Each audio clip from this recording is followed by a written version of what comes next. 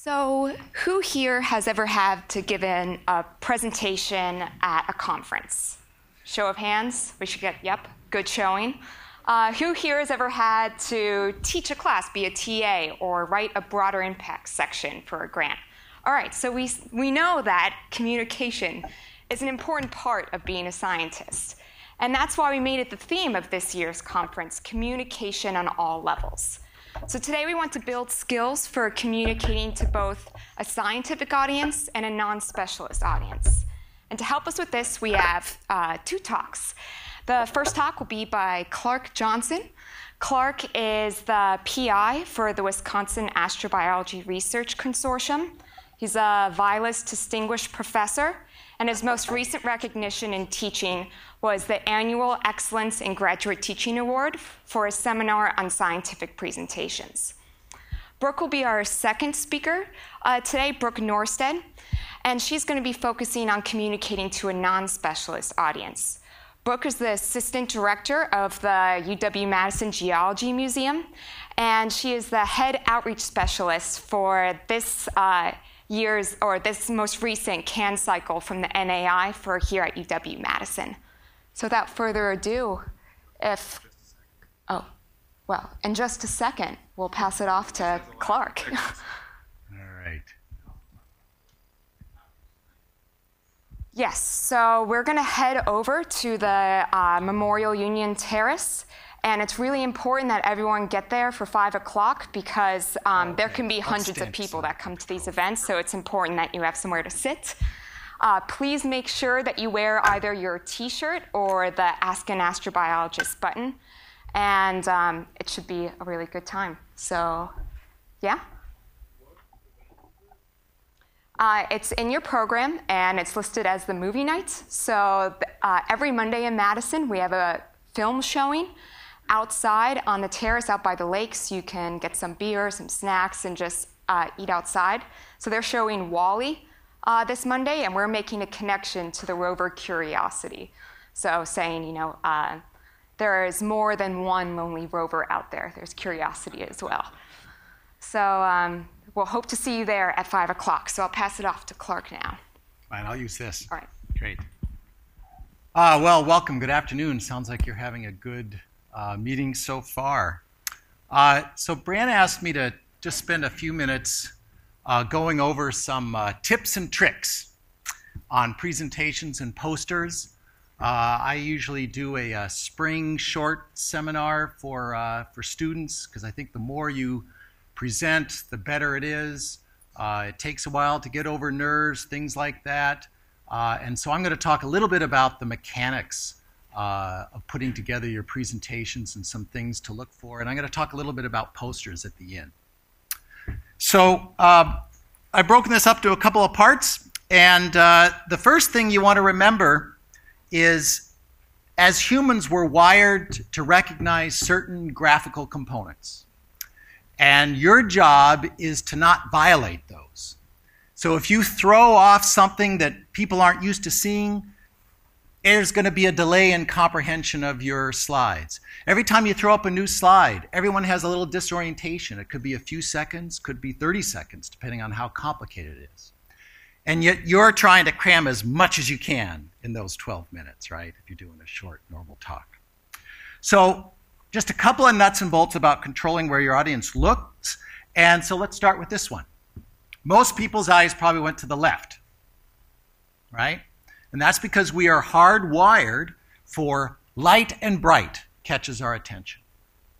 So light color in the front, dark color in the back. You could make presentations like this, but it's going to throw people. And your job is to not do that.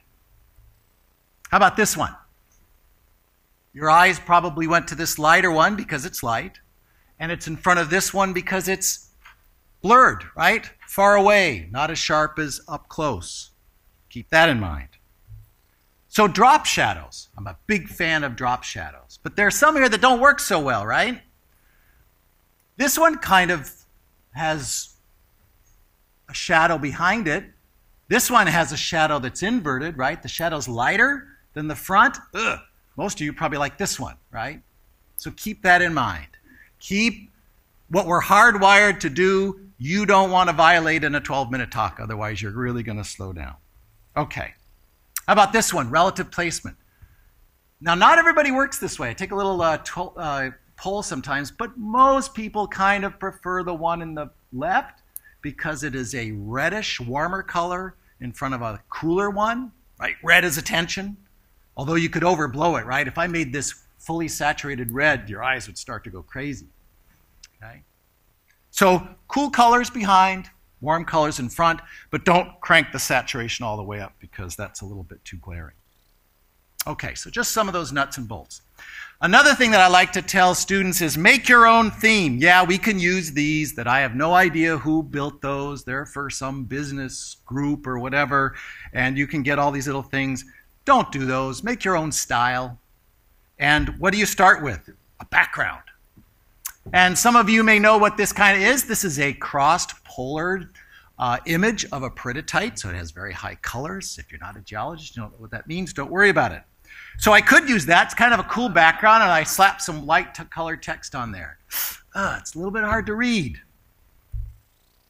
Blur it. Photoshop blur is your friend in making a nice background. And keep that background through everything. But we can play around with it. We could maybe change the coloring here a little bit. I can make it darker, and I could skew it in the hue to something cooler. Why? Because cool is behind. And that sets off my lighter colored, more warmer text. And then I can start using two different colors, but not going crazy with the fonts, right? Just because you have 500 fonts on the computer doesn't mean you need to use them all. One or two fonts is the graphical standard, not everything. So those are the same two fonts, just slightly different colors and sizes. Another thing that I like to tell students to do is put your acknowledgments and collaborators up front. Most people put them at the end, right? It's my end slide. That's probably not the thing you want people to remember, right? The last slide should not be your acknowledgments, at least in my opinion.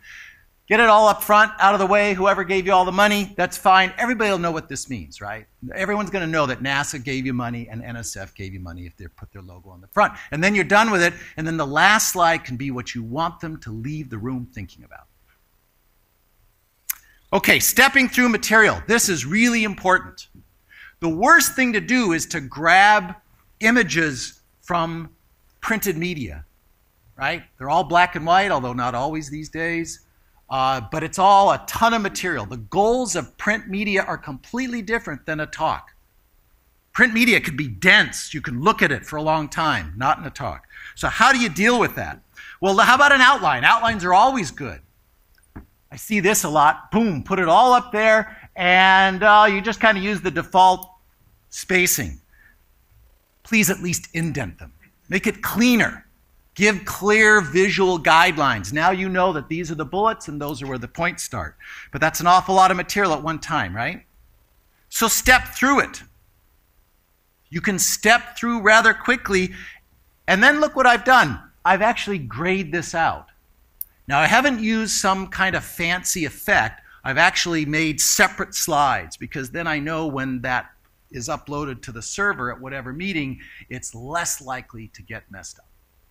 Don't use effects. Do it individually. And so what if you have 100 slides because you have a whole bunch of transitions that you made them manually in between? That's the safer way to do it. So why did I leave this text up here but I graded? I didn't want to disorient you. I wanted to give you a reference frame, and your brain is always looking for a reference frame. I've got a starting point and an anchor, and then you build, but you want to keep the focus. So it's easier to keep the focus and then let people see what they saw as a reference point. How about diagrams with lots of figures? Figures are tough. So here's a figure. This is on ultra-high pressure metamorphism, subject kind of far from this group, but that's okay. There's a lot of data in here. It's all shown up there and a lot of text.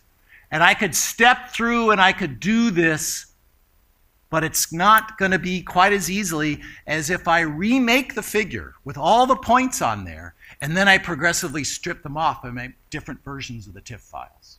Okay? So let's try it with a different way. Let's just say, okay, I've got some purple data here, and I'm going to put a little purple text, and I got some little green data. I'm going to put a little more green text, and I'm going to step through, and then I'm going to say, but now we have lutetium hafnium data. That's these guys. And then I'm going to say, but we have some errors for the initiation of garnet growth, slightly different color, these guys.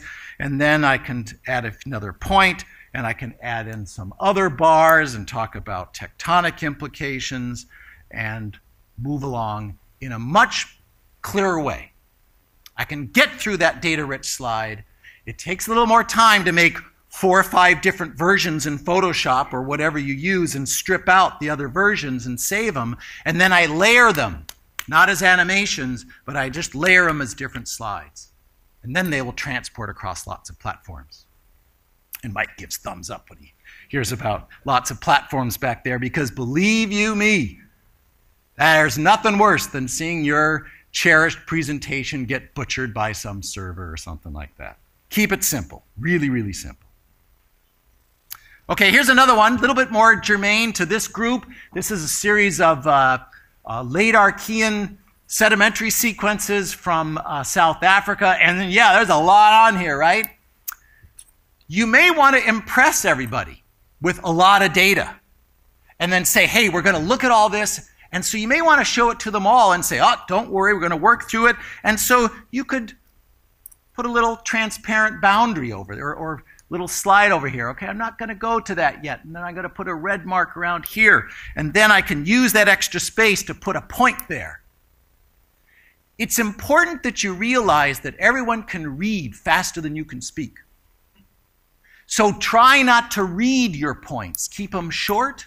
And just say, we're just going to go through a transition here that the iron goes down and the carbon isotopes change.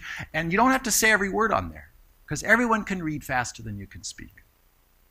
But you can step through. Now we're going to add a little bit of carbon isotope data or oxygen isotope data. And you can say there's another transition, a change in delta 18 values. You can say, okay, now we're going to talk about some sulfur isotope data. And then you can plop up another little guy up here. And then you can add some more data, another transition. Now we're talking about some iron isotope data. And finally, we've got some strontium isotope data. And then you can leave everything up and start putting some bulleted things. And you can continue that. And then you can basically conclude. Oh, that was last one. Okay, so you can step through a lot, but you have to break it out into chunks. And you don't want to change all of the graphical input. In other words, the background stayed kind of the same. So your eye, when you saw each change, said, oh, okay, it's the same. I don't have to worry about that. Oh, okay, that's the same. I don't have to worry about that. That's how your brain's thinking. So those kind of transitions and little helps can allow you to force a lot of material into a short talk, but still allow people to get something out of it. Okay, how about a very long talk? If you give a very long talk, you may want to break it out into color-coded sections. So here's a long, this is kind of an abstract of an hour-long talk, and it's got 3 points. I chose my orientation slide that I kept coming back to in this one. I kind of made it neutral in the background because I want to focus everything that is yellow, green, or blue. So here might be something in the early sections. And then I come back and I say, now we're going to talk about these biosignature things. And then we might have a lot of green backgrounds, for example. And then I always come back to the exact same slide. You recognize it. And now we have some ancient rock record stuff. So there are ways. Your goal is to keep your audience oriented. Okay, the last few seconds, and we have time probably to just chat a little bit afterwards because I wanted to give time for discussion. Let's talk about posters. So posters are a little bit different.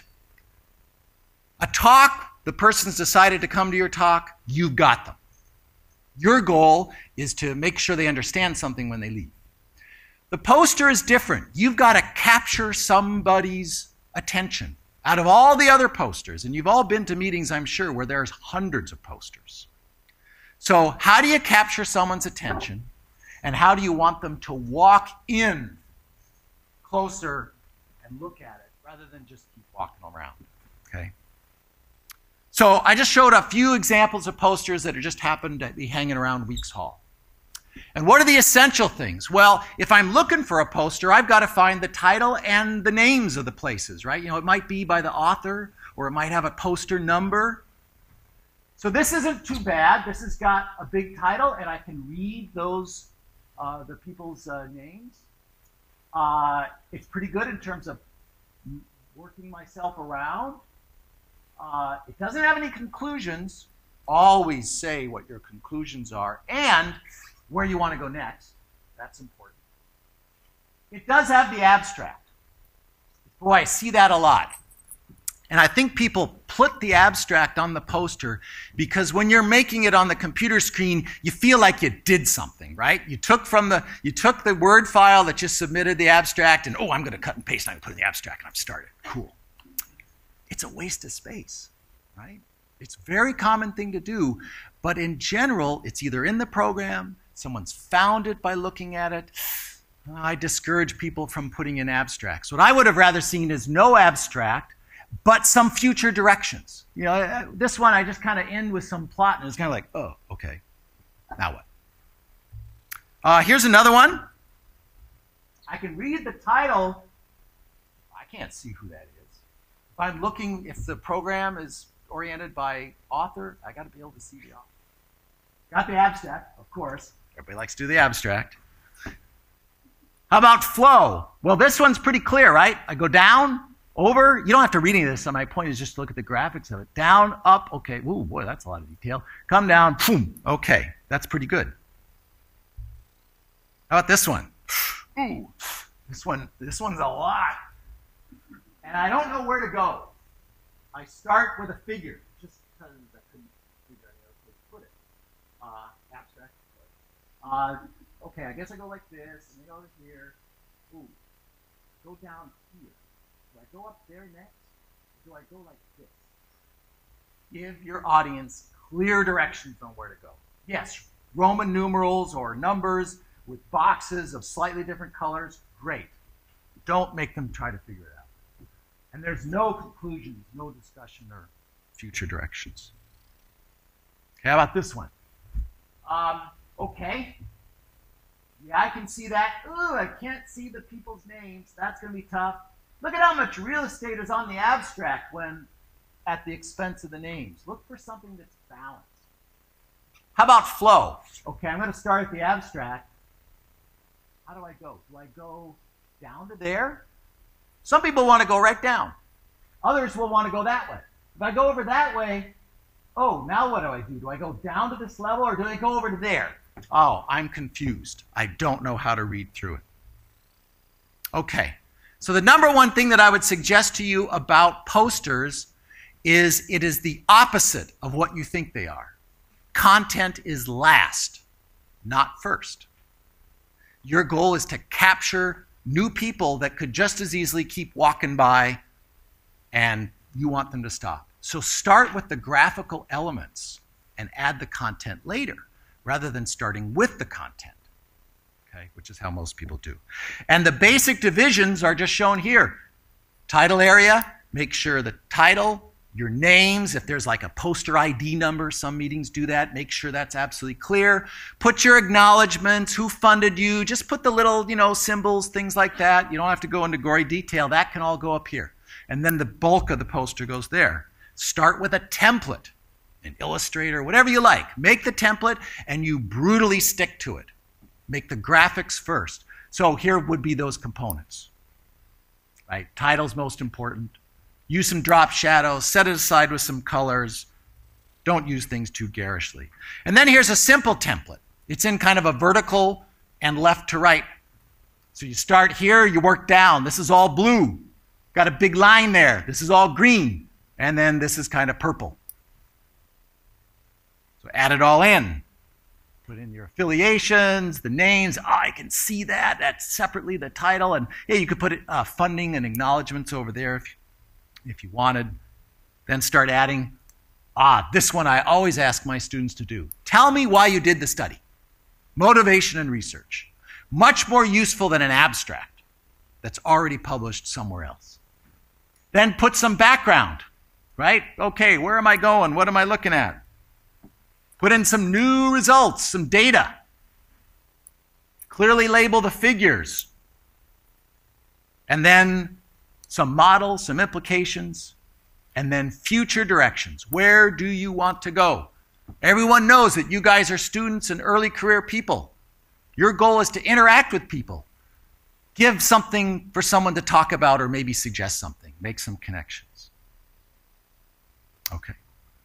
So in a brief, kind of quick overview there, I hope that gives you a few little pointers on both the talks and what you might do for posters.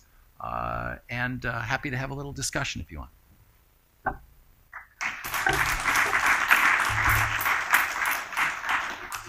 That's fantastic. Do we have any questions? All right.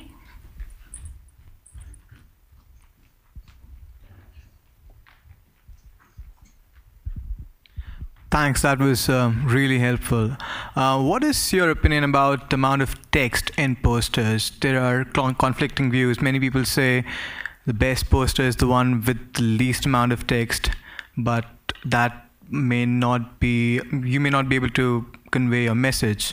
So what are your thoughts on that? So I left out a slide that I sometimes give, and the big title of it says, "I did not come here to read a novel."